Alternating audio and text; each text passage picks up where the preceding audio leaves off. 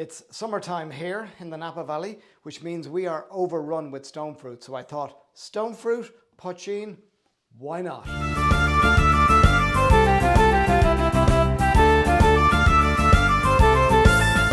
Fáilte Arash, welcome back to the bar where we're making something completely different from what we normally do. We are making an Irish poachine based cocktail.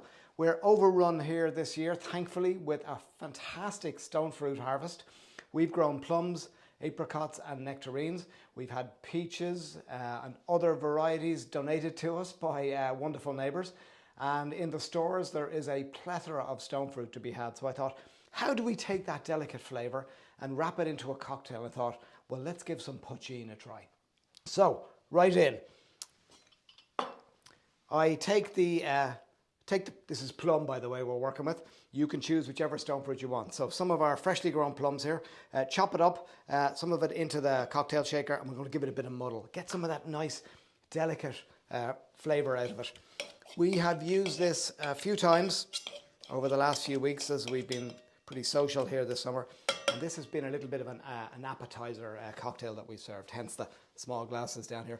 I've also used it as a kind of an intro to some tastings that I've done. So when I'm doing an Irish whiskey tasting, it's a really nice way to add in poachine at the start. And of course, loads of great stories about poachine, which we will go into, I'm sure, on another video. So muddled the plums, and now for the poachine. I use the Mad March Hare brand here. For those of you looking to get your hands on it, there will be a link below for a 10% discount when you buy from the good folks at Mad March Hare. So 2 fluid ounces, 60 mils of that. I have added some apricot brandy to this, obviously a stone fruit based brandy, just to kind of accentuate those stone fruit flavors. So, 1 fluid ounce of this, 30 mils, and we'll get that in there. So add that, and then of course, surprise, surprise, our world famous homemade Meyer limoncello, which we use in place of simple syrup. So fluid ounce of that. Right, in we go with that. Now some, just to kind of help bring out the flavors, a couple of fluid ounces of lemon juice, which I squeezed with my fair hands earlier. And obviously, when it comes to the bitters, loads of flavors out there, but I used lemon and lime on this one. You're welcome to use whatever you want. If you can get your hands on a stone fruit bitters, then it's probably even better to do that. 1, 2, 3, 4, 5.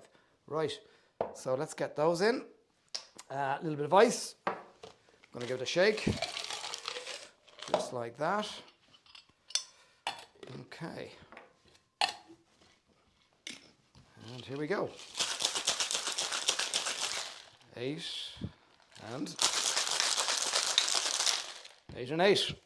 Surprise, surprise. Right, as I said, we've been using these as kind of aperitif type cocktails over the summer. So small glass, big ice cube. Theory being you're not going to lurry into this and get it down in one go. Lovely flavors in here. So let's see if we can divvy this up in 2. Keep everyone happy. Always good to go back and forth when you're doing something like this.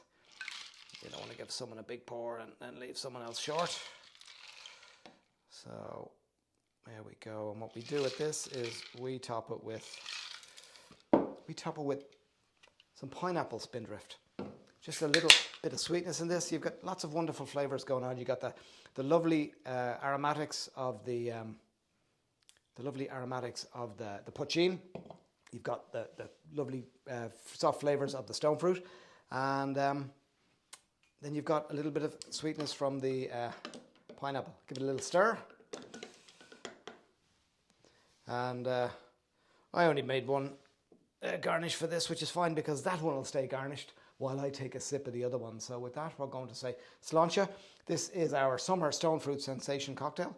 And yeah, something wonderful to be used with poachine. So how's that taste?